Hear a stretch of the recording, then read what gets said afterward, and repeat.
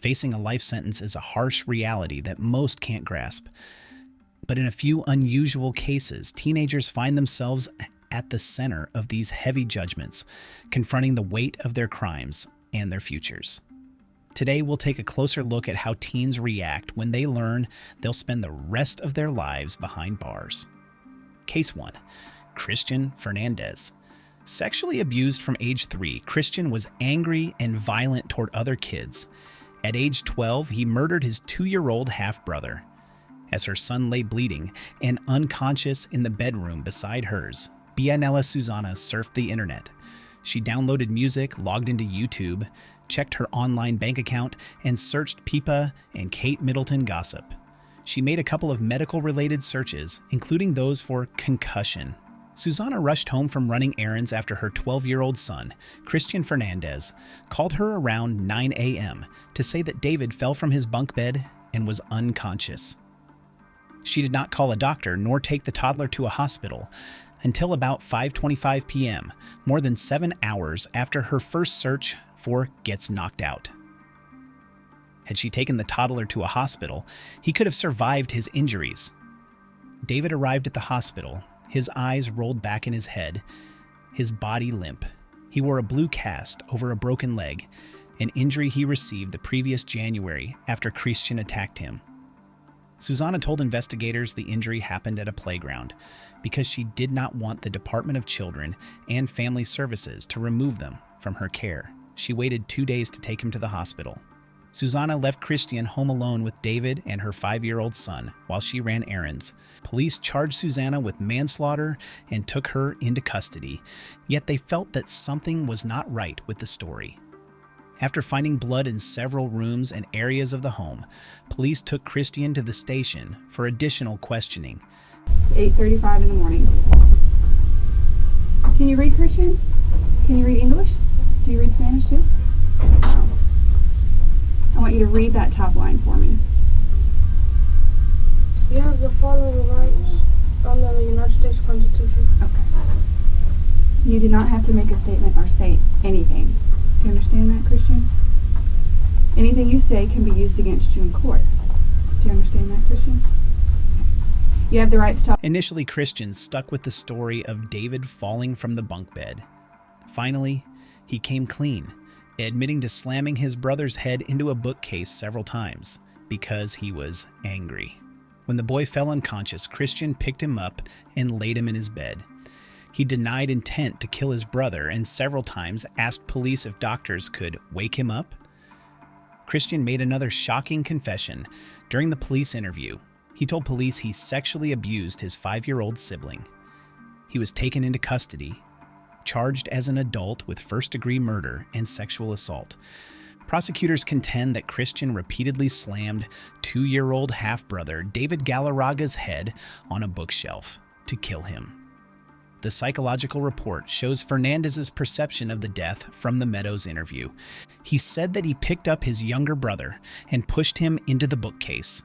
He said that his brother was bleeding and unresponsive, so he carried him to the bed and called his mother. Christian denied any plans or intent to kill his brother. He seemed rather defensive about discussing what triggered his anger. He talked about having a flashback of the abuse by his stepfather as the motive for this offense. Susana became pregnant with Christian at age 11 and gave birth at age 12. His father, 20-year-old Jose Fernandez, said Susana would not leave him alone and came to him to get the love and affection her mother did not give. He left shortly after Christian's birth. She then married a man named Luis Galarraga, who almost immediately began to sexually abuse Christian. When police learned of the abuse, an investigation began. Last year, they issued an arrest warrant for his arrest. Learning this information, Luis fatally shot himself in the head in front of David and the 5-year-old. Susana pleaded guilty to manslaughter. A judge spared her jail time and placed her on probation for 10 years. She admitted in court that Christian had a horrible life and that she should have been a better mother. Miss Susanna came into court today and accepted responsibility for her involvement in the role that she took in David's death.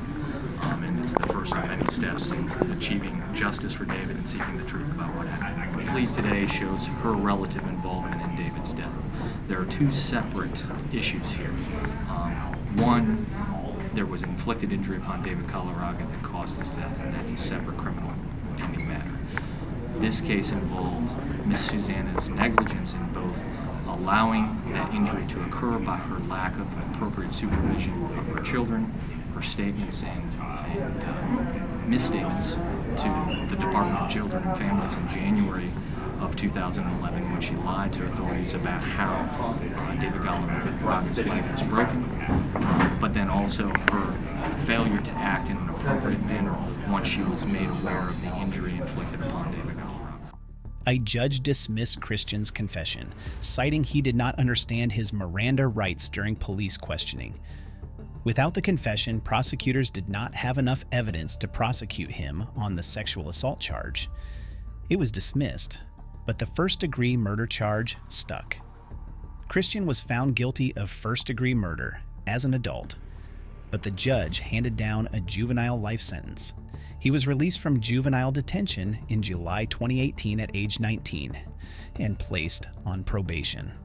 The judge also ordered Christian to stay away from minors and not to have contact with his surviving siblings unless they first contacted him. He hardly showed any emotion during his sentence. This is probably because of the childhood trauma he went through. Case 2, Carly Gregg, Mississippi teen. Carly Gregg was sentenced to life in prison in September 2024, 6 months after the murder of her mother, Ashley Smiley, and the attempted murder of her stepfather, Heath Smiley. After Carly's trial, many true crime followers became interested in learning more about her and her story. Carly was 14 years old when she killed her 40-year-old mother on March 19, 2024, at their family's home in Brandon, Mississippi. Home surveillance footage captured the teen walking around the home, .357 Magnum pistol from beneath her parents' mattress behind her back. And then you hear this.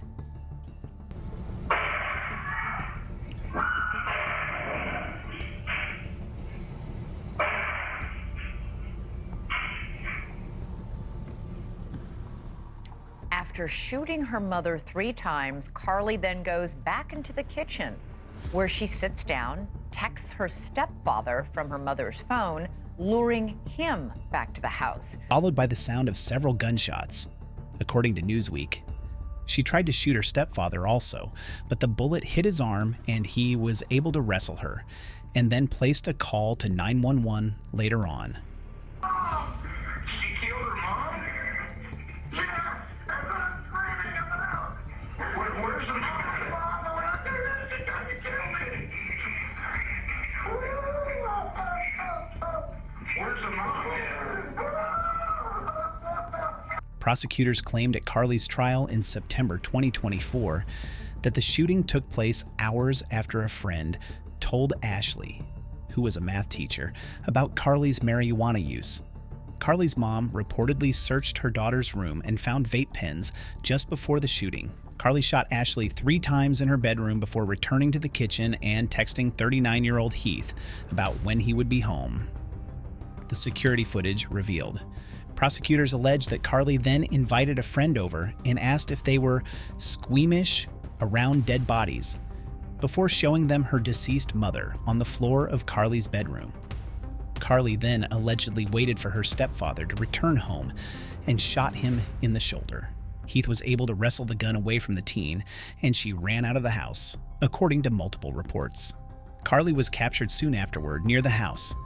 Carly's lawyers did not deny that she killed Ashley.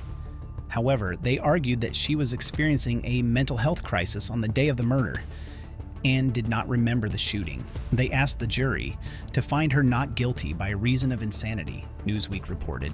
She was having mood issues, eating disorder issues, cutting herself, hearing voices, and sleeping difficulty, all leading up to January of 2024.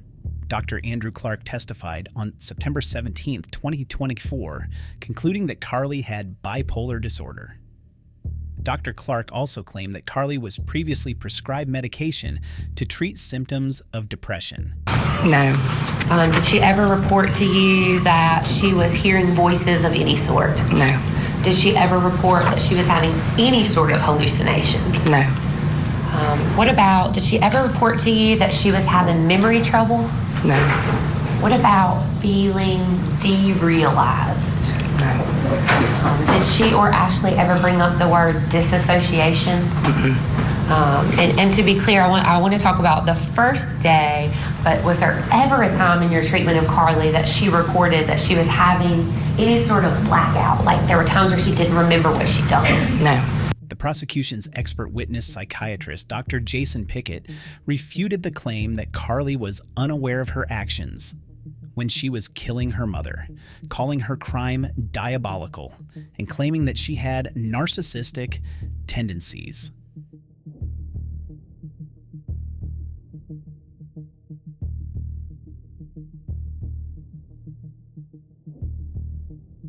After 2 hours of deliberation, the jury reached a guilty verdict on September 20th, 2024.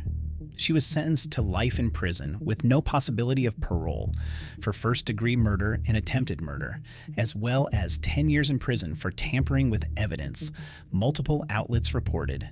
The sentences will run concurrently. Carly broke into sobs as her guilty verdict was read, but she regained her composure and remained stoic during her sentencing.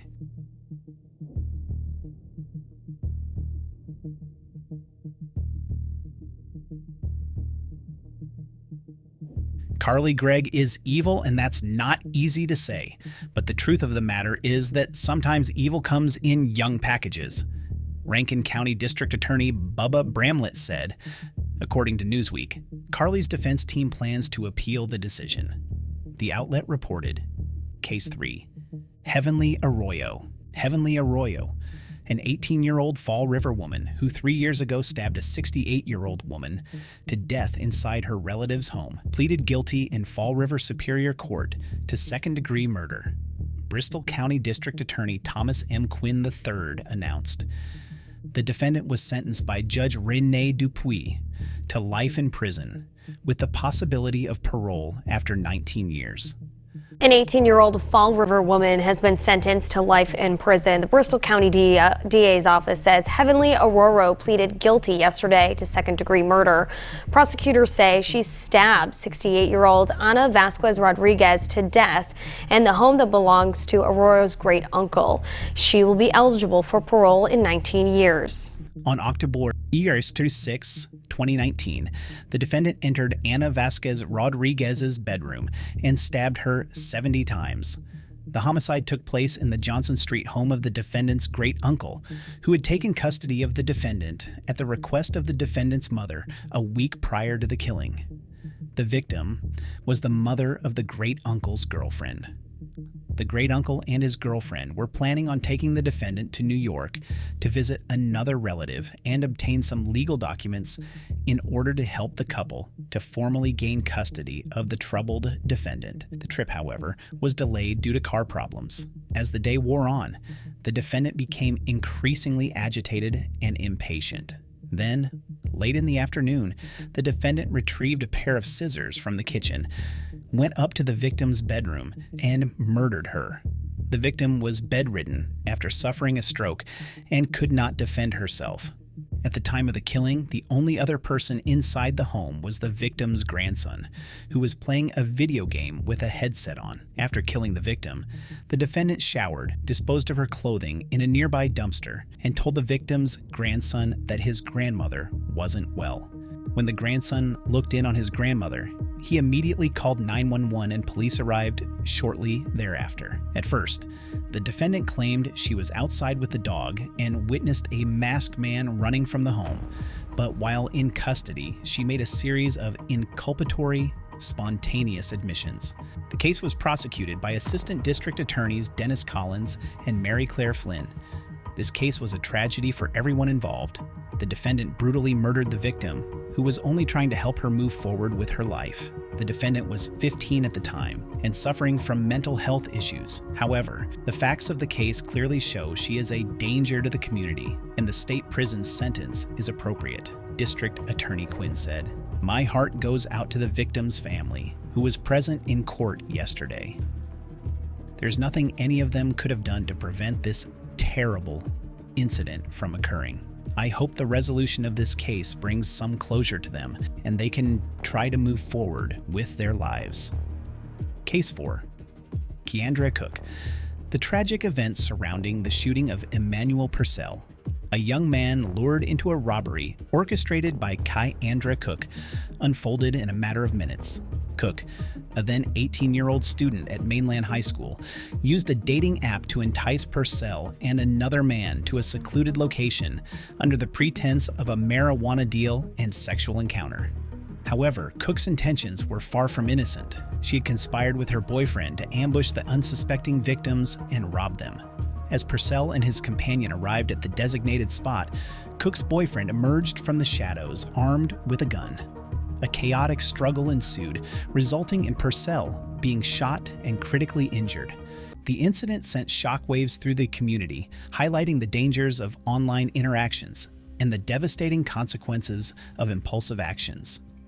Cook's actions led to severe charges, including carjacking, attempted carjacking with a deadly weapon, and battery. While she was not the one who pulled the trigger, she was deemed responsible for orchestrating the events that led to Purcell's shooting. Cook apologized for the crime before her sentencing, but that changed nothing.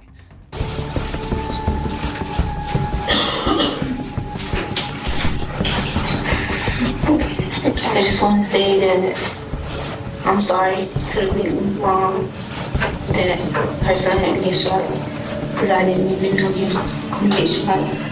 My boyfriend and his friends did train me to do this. I didn't even know what was going on until I was at the wrong place at the wrong time. I just want to say I asked for forgiveness for a second chance so I can get out and finish school.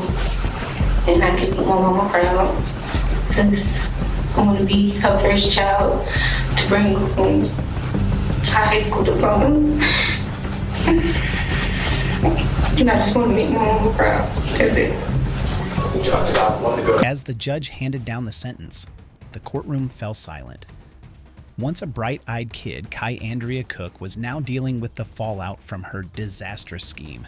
A 20-year prison sentence stood in her way, a sobering reminder of the seriousness of what she had done. Cook's mother fell on the ground in shock and disbelief as the judge's remarks reverberated throughout the room. A tragic tribute to the misery and suffering that had befallen their family, her sobs of anguish filled the air. Her daughter's once bright and promising life had been permanently changed as a result of a careless choice. In addition to ruining the lives of the victims, Cook's actions had a lasting negative impact. Case 5. Jwan Wickware. Unlike most cases, Jwan's case has raised a lot of questions. Many are questioning if the sentence was a fair one. Let's dive into the story. When he was 16, he and another young kid robbed a pizza delivery man. Both kids were armed with guns. Tragically, his friend shot and killed the man. Although this was Jwan's first offense, and despite a documented learning disability, troubled home environment, and a psychological evaluation concluding that Jwan could be rehabilitated, the judge sentenced Jwan to life in prison with no possibility of parole. LWOP. The boy who pulled the trigger was acquitted because a witness could not identify him. Wickware, now 20, was 16 at the time of Nettles' death. Heyman originally sentenced him in August 2013 to life in prison without parole. He was the first juvenile in the state who faced the possibility of life without parole in Michigan, following the U.S. Supreme Court's 2012 ruling that declared mandatory life sentences without parole for juveniles unconstitutional. The resentencing hearing was held for Wickware after a law was signed by Governor Rick Snyder, allowing judges to sentence juvenile killers to a term of years in prison rather than life without parole. "I just feel like a wrong has been righted," said Wickware's attorney, Jody Hemingway. First-degree felony murder was statutorily punishable by life in prison without parole at the time of Wickware's original sentencing. However, a law signed by Governor Rick Snyder in March gave judges the discretion to sentence teen killers to life in prison, or 25 to more than 60 years in prison, to comply with the Supreme Court decision. The new law also applied to teens whose cases were on direct appeal at the time of its signing. Wickware was appealing his conviction when Snyder signed the law, and Genesee County Prosecutor David Layton's office agreed to remand the case back to Heyman for the resentencing hearing, since the judge did not have the option to originally sentence Wickware to a term of years in prison. Layton's office pushed for Heyman to stand by the original sentence. Our position was he should be sentenced to life without parole, Layton said. Heyman could not be reached for comment on the sentence. Wickware's original sentence was handed down following 2 days of testimony that explored Wickware's mental status, criminal history, and upbringing. A woman who was in Nettles' Jeep with him as he delivered pizza said that Nettles was initially shot in the back outside of the vehicle. He then made it back inside the Jeep, where he was shot again. Nettles managed to drive away from the scene before his vehicle came to a rest after crashing into a fire hydrant. Near a home down the block, and after being shot multiple times by the alleged robber, he actually got into his SUV and drove until he could no more. Nettles worked at the Little Caesars Pizza Shop on Welch and Chevrolet, a co-worker. Hemingway argued that Wickware aided and abetted in Nettles' killing, but did not actually fire the shots that killed him. She said that the Supreme Court's decision showed that sentences of life in prison without parole should be reserved for the most egregious cases. However, Layton said Wickware shouldn't get a pass just because his shots missed. I think it was an egregious crime, Layton said. Wickware is one of 4 teen killers who have been convicted of first-degree murder in Genesee County following the Supreme Court's decision. Case 6, Anthony Oakberry. In 2019, Anthony Oakberry, a 16-year-old, committed a crime that shocked the Las Vegas community. The victim was Hersey Addison, a 75-year-old Vietnam veteran working as an unarmed security guard at an apartment complex.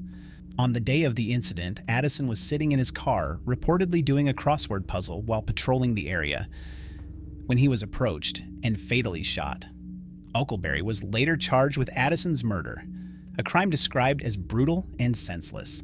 The case unfolded when police discovered Addison's wallet and credit cards were missing after the murder. Investigators quickly began tracking any activity related to these cards. Shortly after the murder, Oakberry and a friend attempted to use the stolen credit cards at a gas station. Surveillance footage from the station showed the 2 young men trying to withdraw money using Addison's cards, and after being flagged for fraud, authorities were alerted. Surveillance video led investigators to Del Sol Academy, a local high school where Oakberry was a student. Police arrested Oakberry on school grounds, where they found him in possession of a handgun. Evidence gathered by the police, including ballistics and fingerprints, linked the weapon to the murder scene. Blood spatter was also found on Oakberry's gun, and ballistic analysis confirmed that the shell casing at the scene matched rounds in his possession.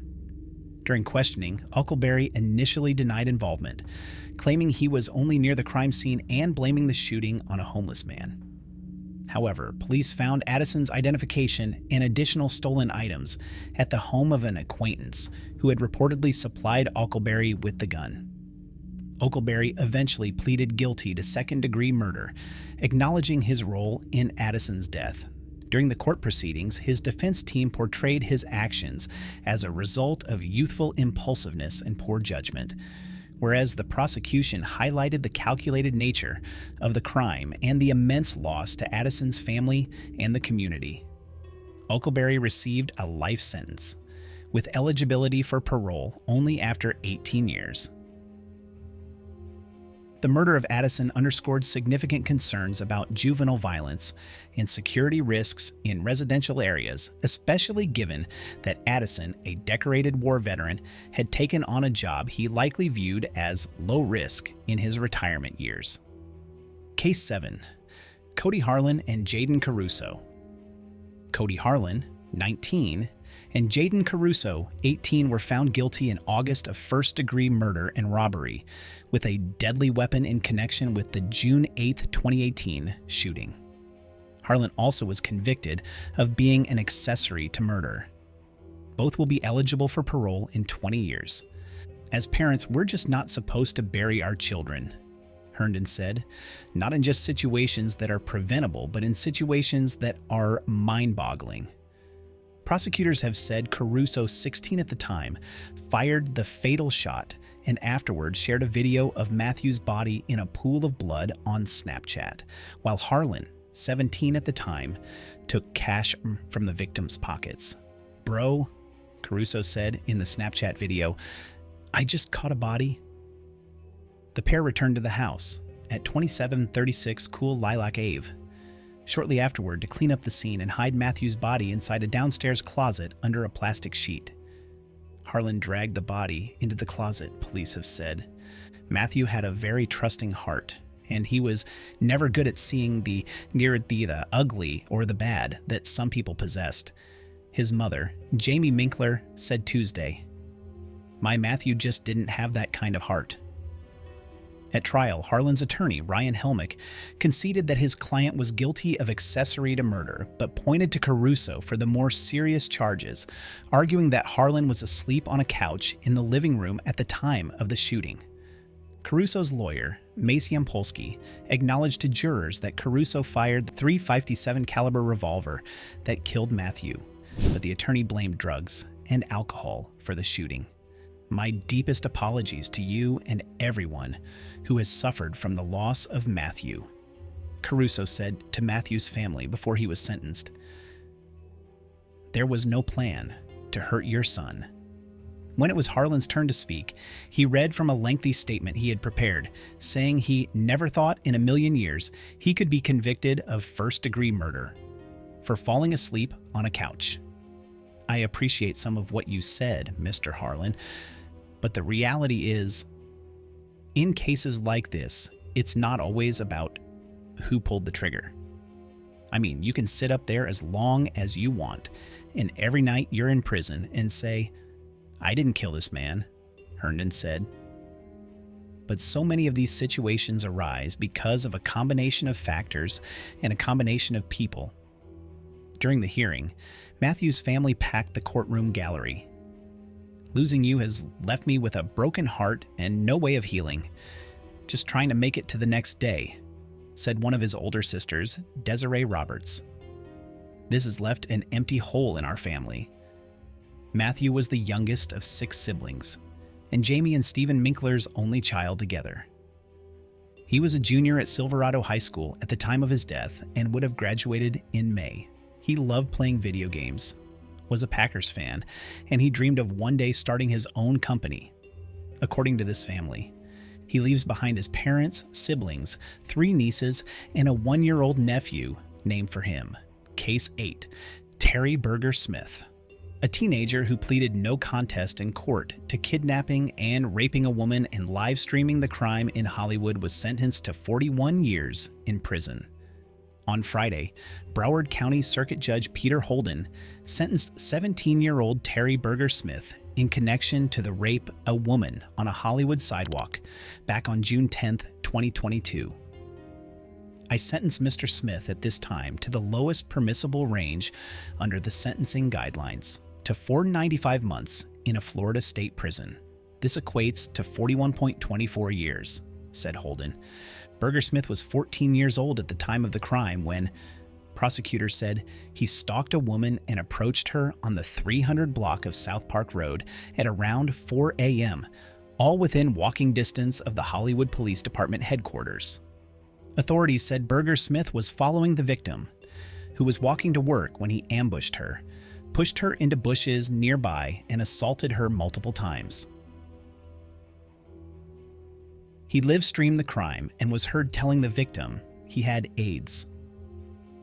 After the Broward State Attorney's Office considered the facts and evidence against Berger Smith, a panel of senior prosecutors decided the responsible course of action was to file criminal charges in the adult system. Berger Smith entered a plea of no contest.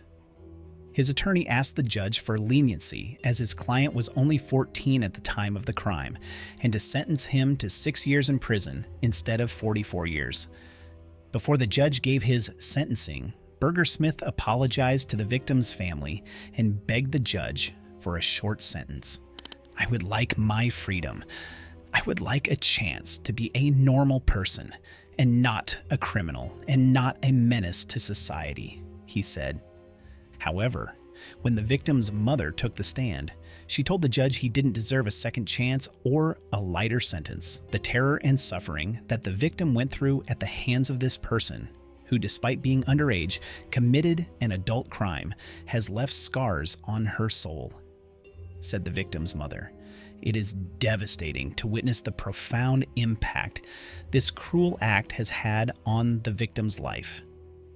She asked the judge to set an example despite Berger Smith's age.